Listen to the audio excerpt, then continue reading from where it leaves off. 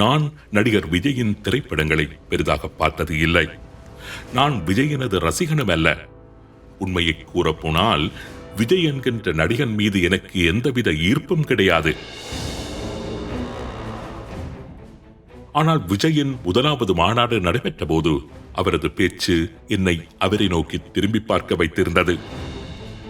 அவரது தேர்தல் பரப்புரைகளில் அவர் சார்ந்த தரப்பால் உபயோகிக்கப்பட்டு வந்த நுணுக்கங்கள், அவரது மேடை பேச்சுக்கள், அவரது அணுகுமுறைகள், அவரால் மேற்கொள்ளப்பட்டு வந்த உளவியல் நடவடிக்கைகள், அவரால் கடைபிடிக்கப்பட்ட டேமேஜ் மேனேஜ்மெண்ட் நுணுக்கங்கள், அவர் மீதான அவதூறுகளை அவர் கையாண்டு வெற்றி கொண்ட திறமை, ஒரு சந்தர்ப்பத்தில் விஜய் என்ற அரசியல்வாதியை என்னை ரசிக்க வைத்திருந்தது. இத்தனைக்கும் அவரது கொள்கை என்னவென்று எனக்கு தெரியாது. தமிழ் தேசியத்தில் அவர் எந்த அளவுக்கு உறுதியாக இருப்பார் என்பதும் எனக்கு தெரியாது. தமிழ்நாட்டின் தனித்துவத்தை அவர் பேணுவாரா என்பது கூட எனக்கு தெரியாது. ஆனால் போக போக விஜய் என்ற அரசியல்வாதியின் மீதான ஒரு ஈர்ப்பு என்னையே அறியாமல் எனக்குள் ஏற்பட ஆரம்பித்திருந்தது. எப்படி இந்த மாற்றம் நிகழ்ந்தது? விஜய் என்ற ஒரு நடிகன் ஒரு சில மாதங்களில் எப்படி ஒரு கைதேர்ந்த அரசியல்வாதியானார்? அந்த டிரான்ஸ்ஃபர்மேஷன் எப்படி நடைபெற்றது? விஜய் சிறந்த ஒரு அரசியல்வாதியாக மாறினாரா அல்லது அவ்வாறு மாற்றப்பட்டாரா? ஒரு சர்வதேச ஊடகவியலாளனாக நடைபெற்று முடிந்த தமிழ்நாட்டு தேர்தல் கடத்தையிட்ட எனது பார்வை என்ன? இந்த விடயங்கள் பற்றி காய்தல் உபத்தலகற்றி ஒரு பொருட்கண் ஆராய்கின்றது இந்த உண்மையின் தரிசனம் நிகழ்ச்சி.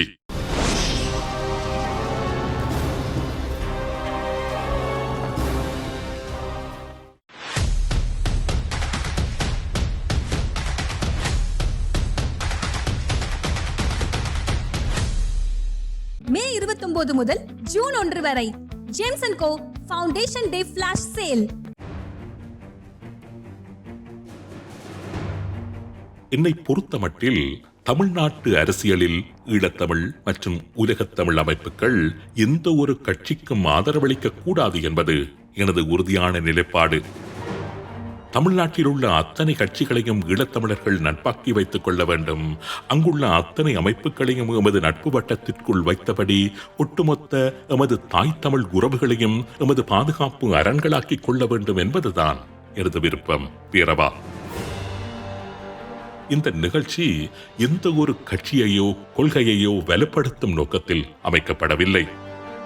தமிழ்நாட்டு தேர்தலை, அந்த தேர்தலில் போட்டியிட்ட கட்சிகளை உலகத் தமிழ் இனம் எப்படி பார்த்தது, அதில் இருந்து எதனை கற்றுக்கொண்டது, அவ்வளவுதான். இந்த தேர்தலில் உண்மையிலேயே கதாநாயகன் யார் என்று என்னிடம் யாராவது கேட்டால் நான் நிச்சயம் விஜயையோ அல்லது வேறு யாரையோ கூற மாட்டேன். நடந்து முடிந்த தமிழ்நாட்டு தேர்தலின் உண்மையான கதாநாயகனாக நான் ஜான் ஆரோக்கியசாமியைத்தான் கூறுவேன். விஜய் பிரபலியமான ஒரு நடிகனாக இருந்தாலும் விஜய் என்ற அந்த நடிகனின் ஆளுமை, தலைமைத்துவ பண்புகள், அவருக்கு இருக்கின்ற அரசியல் தெளிவு போன்றனவெல்லாம் என்னவென்று யாருக்குமே தெரியாது. ஆனால் அந்த நடிகனை ஒரு தலை சிறந்த அரசியல்வாதியாக, தலைவனாக முன்னிறுத்தியதில் தமிழக வெற்றிக் கழகத்தின் தேர்தல் வியூக வகுப்பாளர் ஜான் ஆரோக்கியசாமியின் வகிபாகம் என்பது மிகப்பெரியது. மேடைகளில் நின்று விஜய் பேசுகின்ற போதுகளிலெல்லாம் பலருக்கு விஜய் என்ற உருவாகி வருகின்ற ஒரு தலைவன் தான் தெரிந்தார். ஆனால் பல தேர்தல்களில் நின்று செயற்பட்டவன் என்கின்ற ரீதியிலும், பல தேர்தல்களை ஒரு ஊடகவியலாளனாக அருகில் நின்று அவதானித்தவன் என்கின்ற ரீதியிலும் விஜயின் அத்தனை மேடை பேச்சுக்களையும், விஜயின் ஆடை வடிவமைப்பு முதற்கொண்டு அவரது தேர்தல் பரப்புரை வியூகங்களையும், பிரச்சனைகளை அவர் அணுகிய விதங்களையும் பார்க்கின்ற போது அவரது தேர்தல் வியூக வகுப்பாளரான ஜான் ஆரோக்கியசாமிதான் எனது கண்களுக்கு தெரிந்து கொண்டிருந்தார். விஜய் தேர்தலில் குதித்ததும் குதிக்காததுமாக விஜயை அணில் என்றும் தமிழக வெற்றிக் கழகத்தினரை அணில் குஞ்சுகள் என்றும் சீமான் விமர்சித்திருந்தார். சீமானின் அந்த விமர்சனம் சாதாரணமாக இருக்கவில்லை. சமூக ஊடகங்களில் சீமானின் அந்த எள்ளல் பேச்சுக்கள் மிக மோசமாக எதிரொலித்துக் கொண்டிருந்தன. தமிழக வெற்றிக் கழகத்தினரை அந்த நேரத்தில் அது மிகவும் பாதிக்கும்படியாகவும் அமைந்திருந்தது. தமிழ்நாட்டு அரசியல் களத்தை பொறுத்தவரையில் அடையாள அரசியல் என்பது வெற்றியை தீர்மானிக்கின்ற காரணிகளுள் ஒன்று என்று கூறலாம். ஒருவரை அடையாளப்படுத்தல் என்பது மிக மிக முக்கியம். சாதகமாகவோ அல்லது பாதகமாகவோ ஒருவருக்கு எப்படி சமூகத்தின் முன்பு அடையாளப்படுத்துகின்றார் என்பதை பொறுத்துத்தான் அவரது அரசியல் இருப்பு அமையும். ஆரம்பத்திலேயே விஜயை அணில் என்று அடையாளப்படுத்தியிருந்ததால் விஜயை இட்ட கொஞ்சம் மல்லினமான பார்வையே அவரது ரசிகர்கள் தவிர்ந்த சாதாரண மக்கள் மத்தியில் ஏற்படுத்திவிடப் போகின்றது என்று நாங்கள் கணித்திருந்தோம். அதற்கு எப்படியாவது விஜய் தனது அடுத்த உரையில் பதில் வழங்குவார் என்றே நாம் எதிர்பார்த்திருந்தோம். விஜயின் பதில் எப்படிப்பட்டதாக இருக்கும் என்று எங்களது ஊடக நிறுவனத்தின் எடிட்டோரியல் டிஸ்கஷன்களில் நாங்கள் விவாதித்துக் கொண்டிருந்த போது விஜய் சீமானை ஆமை என்று கூறி தன் மீதான அந்த அணில் விமர்சனத்தை பேலன்ஸ் பண்ணக்கூடும் என்று எமது எடிட்டர்களில் ஒருவர் கூறினார். எங்களில் பலரும் அப்படியான ஒரு பதிலடியைத்தான் விஜய் தரப்பில் இருந்து எதிர்பார்த்துக் கொண்டிருந்தோம். ஆனால் தனது அடுத்த உரையின் போது ஒரு குட்டி கதையின் ஊடாக விஜய் தான் ஒரு அணிலல்ல சிங்கம் என்று அடையாளப்படுத்தி தன்னை தமிழ்நாட்டு தேர்தல் அரங்கில் முன்னிலைப்படுத்தி இருந்தார். சீமானை பற்றி தனது அந்த உரையில் ஒரு வார்த்தை கூட பேசாமல், சீமானை ஒரு மனிதனாக கூட கணக்கெடுக்காமல் அந்த உரையில் கடந்து சென்றிருந்தார். இது தமிழ்நாட்டு அரசியல் மேடைகளில் இலகுவில் காண கிடைக்காத ஒரு காட்சி. தமிழ்நாட்டில் சில இடங்களில் கூறப்பட்டு வருவது போல சீமானை லெப்ட் ஹேண்டினால் விஜய் டீல் பண்ணியிருந்த ஒரு சந்தர்ப்பம் அது. அடையாள அரசியலை கடந்த தமிழ்நாடு சட்டசபை தேர்தலில் விஜய் தரப்பு கையாண்ட மற்றொரு உதாரணத்தையும் கூறலாம். சட்டசபை தேர்தலை குறிவைத்து அந்த நேரத்தில் ஒரு முக்கிய தேர்தல் வியூகத்தை கைகளில் எடுக்க தலைப்பட்டிருந்தது திமுக. முதலமைச்சர் மு.க. ஸ்டாலினை தமிழ்நாட்டின் தந்தையாக அடையாளப்படுத்தி ஒரு நரேஷனை மேற்கொள்ள ஆலோசனை வழங்கியிருந்தது திமுகவின் பெண் நிறுவனம். தன்னை தமிழ் மக்கள் அப்பா அப்பா என்று அழைக்கின்றார்கள் என்று கூறி தமிழ்நாட்டின் தந்தை என்ற அரசியல் அடையாளத்தை, பிம்பத்தை, அந்தஸ்தை கட்டியெழுப்ப தலைப்பட்டிருந்தார் ஸ்டாலின். உத்தி அடியில் ஸ்டாலினை அங்கிள் அங்கிள் என்று அழைத்து அப்பா என்ற அவரது பிம்பத்தை சுக்குநூறாக்கி விட்டிருந்தார் விஜய். ஒரு சந்தர்ப்பத்தில் ஸ்டாலினை விஜய் அங்கிள் என்று கூறியது ஊடகங்களில் விமர்சனத்துக்குள்ளாக அவரை ஸ்டாலின் சார் என்று அழைக்க ஆரம்பித்து விட்டிருந்தார். அப்படி அழைத்ததன் கூடாக 2 காரியங்களை விஜய் சாதித்திருந்தார். ஒன்று, சார் என்று அடையாளப்படுத்தி ஸ்டாலினை தமிழ்நாட்டின் குடும்பங்களில் இருந்து அந்நியப்படுத்தி இருந்த அதே வேளை விஜய் தன்னை ஒரு அண்ணனாக, பிள்ளையாக, நண்பனாக, தமிழர்களது வீடுகளில் மிக நெருக்கமான ஒரு கதாபாத்திரமாக மாற்றிவிட்டிருந்தார். அடுத்தது, சார் என்ற சொல்லாடல் அந்த காலகட்டத்தில் ஒரு எதிர்மறை வார்த்தையாக ஊடகங்களிலும் எதிர்க்கட்சிகளினாலும் கையாளப்பட்டு தமிழ்நாட்டு மக்கள் மனங்களில் அழுத்தமாக பதிந்துவிட்டிருந்த ஒரு வார்த்தை. யார் அந்த சார் என்ற வாக்கியம் அண்ணா பல்கலைக்கழக பாலியல் வல்லுறவு விவகாரத்தில் சம்பந்தப்பட்ட ஒருவராக திமுக மர்ம மனிதர் ஒருவரை குற்றஞ்சாட்டுவதற்கு பயன்படுத்தப்பட்ட வந்த ஒரு வாக்கியம். ஸ்டாலினை சார் சார் என்று திரும்ப திரும்ப அழைத்ததன் கூடாக தமிழ்நாட்டு மக்களின் மனங்களில் அவர்களை அறியாமலேயே ஸ்டாலினை ஒரு எதிர்மறையான இடத்தில் கொண்டு சென்று அமர்த்திவிட்டிருந்தார் விஜய். விஜயின் இதுபோன்ற நகர்வுகளை எல்லாம் பார்க்கின்ற போது சாதாரண கண்களுக்கு இவைகளெல்லாம் விஜயின் புத்திசாலித்தனமாகவே தெரிந்தாலும் பன்னாட்டு அரசியலையும் அரசியல் நகர்வுகளையும் அலசி ஆராய்கின்ற எங்களுடைய ஊடக எடிட்டோரியல் போர்டுக்கு விஜயின் ஒவ்வொரு அசைவுகளின் பின்னாலும் ஜான் ஆரோக்கியசாமி என்ற அவரது தேர்தல் வியூக வகுப்பாளர்தான் தெரிந்தார். அது மாத்திரமல்ல, ஒரு சாதாரண நடிகன் என்ற அடையாளத்துடன் களமிறக்கப்பட்டிருந்த விஜய் என்ற பிரபல்யத்தை களமிறங்கிய அடுத்த வினாடியே அரசியலில் தமிழக முதலமைச்சர் மு.க. ஸ்டாலினுக்கு நிகராக்கி ஸ்டாலின் வர்சஸ் விஜய் என்கின்ற நரேஷனுக்கு முன்னகர்த்தியதாக இருக்கட்டும், திமுகவுக்கு மாற்று விஜய் மாத்திரம்தான் என்கின்ற கருத்துருவாக்கமாக இருக்கட்டும், 232 தொகுதிகளிலும் விஜயே தான் வேட்பாளர் என்கின்ற அந்த அறிவிப்பாக இருக்கட்டும், வாக்கெடுப்புக்கு ஒரு வாரத்திற்கு முன்னர் ஏற்படுத்தப்பட்ட அலையாக இருக்கட்டும், விஜயை முன்னகர்த்தி தமிழக வெற்றிக் கழகத்தினர் மேற்கொண்டிருந்த தேர்தல் அணுகுமுறை என்பது ஒருவித உளவியல் யுத்தமாகவே தென்பட்டது.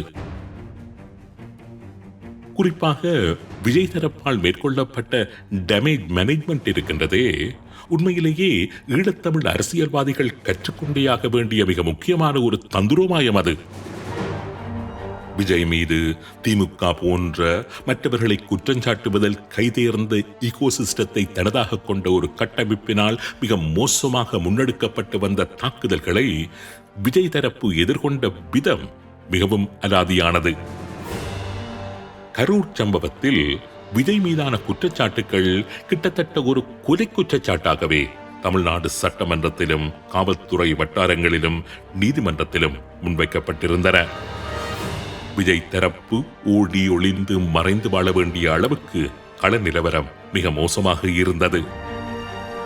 ஆனால் உண்மையிலேயே தான் பாதிக்கப்பட்ட தரப்பு என்பதை கவனமாக முன்னிலைப்படுத்திய விஜய் இழப்பு நடந்தது தனது வீட்டில் தான் என்று மக்களுக்கு கூறியதுடன் தான் மறைந்திருந்த அந்த காலத்தை 31 நாள் துக்க அனுஷ்டிப்பு காலமாக அடையாளப்படுத்தி அந்த டேமேஜ் மேனேஜ்மெண்டை விஜய் தரப்பு மிக கவனமாக மேற்கொண்டு வெற்றி கண்டிருந்தது. அதாவது ஒரு மிகப்பெரிய மைனஸை தமது மிகப்பெரிய பாசிட்டிவாக மாற்றியிருந்தார்கள். அதே போன்றுதான் தமிழக வெற்றிக் கழகம் பிஜேபியின் பி டீம் என்ற நரேஷனும். தமிழ்நாட்டை பொறுத்தவரையில் பிஜேபியின் பி டீம் என்று ஒரு தரப்பை அடையாளப்படுத்திவிட்டால் மிகப்பெரிய பாதிப்புக்கு அந்த தரப்பு உள்ளாகிவிடும். தமிழ் மக்களின் முகச்சுளிப்புக்கும் அந்த தரப்பு உள்ளாகி மக்கள் மத்தியில் செல்வாக்கிழந்துவிடும். தமிழக வெற்றி கழகத்தை ஆரம்பம் முதலே பிஜேபியின் பி டீம் என்று திமுக ஆதரவு ஊடகவியலாளர்கள் அடையாளப்படுத்தி வந்தார்கள். ஆனால் அந்த குற்றச்சாட்டை தமிழக வெற்றி கழகம் மிகவும் புத்திசாலித்தனமாக கையாண்டிருந்தது. ஒரு பக்கம் இருகோட்டு தத்துவத்தின் அடிப்படையில் திமுகவை பிஜேபியுடன் கள்ளத் தொடர்பு வைத்துள்ளதாக விஜய் குற்றம் சுமத்தி வந்த அதே வேளை தமிழக வெற்றிக் கழகம் பிஜேபியின் எதிரியான காங்கிரசுடன் இணையப் போவதாக கடைசி நிமிடம் வரை ஒரு பேச்சை கட்டவிழ்த்துவிட்டு அந்த விடயம் தொடர்பான வாத பிரதிவாதங்களை ஊடகங்களில் உலாவரவிட்டு பிஜேபியின் பி டீம் என்ற திமுகவின் நரேஷனை மக்கள் மத்தியில் இருந்து மிக லாபகமாக உடைத்து விட்டிருந்தார்கள். இதேபோல நடந்து முடிந்த தமிழ்நாடு சட்டமன்ற தேர்தலில் விஜயின் தேர்தல் வியூகங்களில் கற்றுக்கொள்ள வேண்டிய பாடங்கள் என்று நிறைய இருக்கின்றன. நேரம் அனுமதிக்காத காரணத்தினால் ஒரே ஒரு விடயத்தை மாத்திரம் கூறிவிட்டு நிகழ்ச்சியை நிறைவு செய்ய விரும்புகின்றேன். ஒரு பிரபலியமான தொலைக்காட்சி நடத்துகின்ற பிக் பாஸ் என்கின்ற நிகழ்ச்சிகள் பொதுவாக வெற்றி பெறுகின்றவர் அல்லது மக்களின் அமோக ஆதரவை பெறுகின்றவர் யார் தெரியுமா? யார் யார் அந்த நிகழ்ச்சியில் மற்றவர்களால் காண பண்ணப்படுகின்றார்களோ, யார் யார் மீது வீணான அவதூறுகள் அந்த நிகழ்ச்சியில் பரப்பப்படுகின்றனவோ, யார் யார் அந்த நிகழ்ச்சியில் ஆட முடியாதபடி முடக்கப்படுகின்றார்களோ, அந்த நபர்கள்தான் அந்த நிகழ்ச்சியில் மக்களின் பெரும் ஆதரவை பெற்று வருகின்றார்கள்.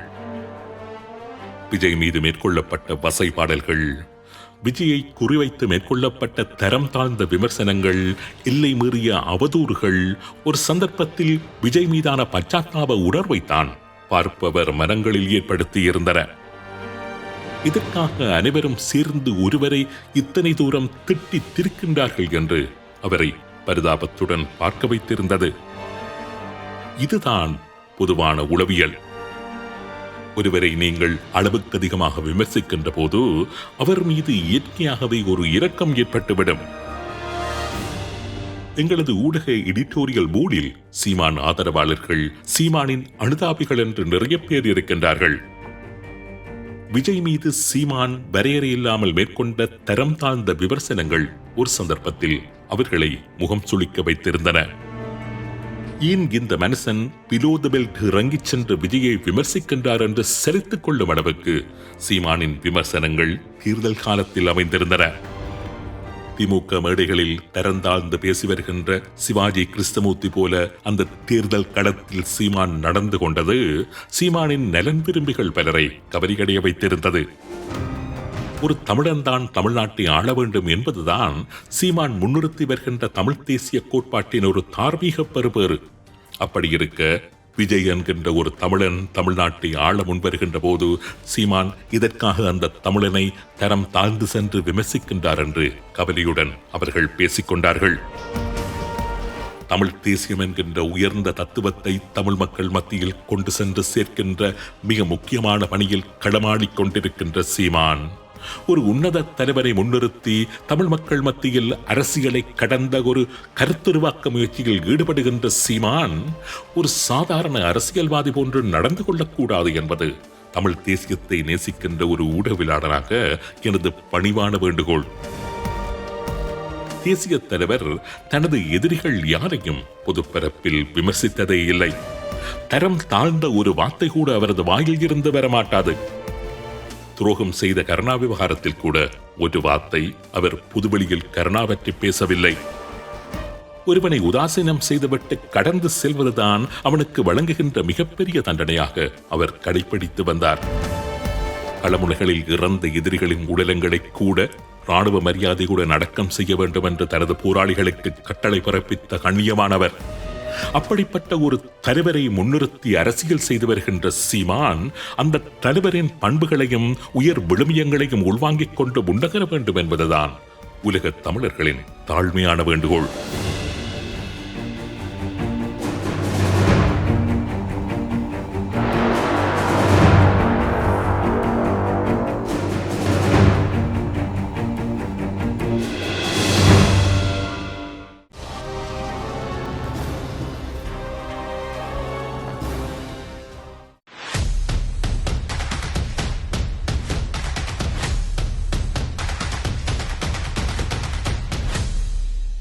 மே 29 முதல் ஜூன் 1 வரை James and co foundation day flash sale.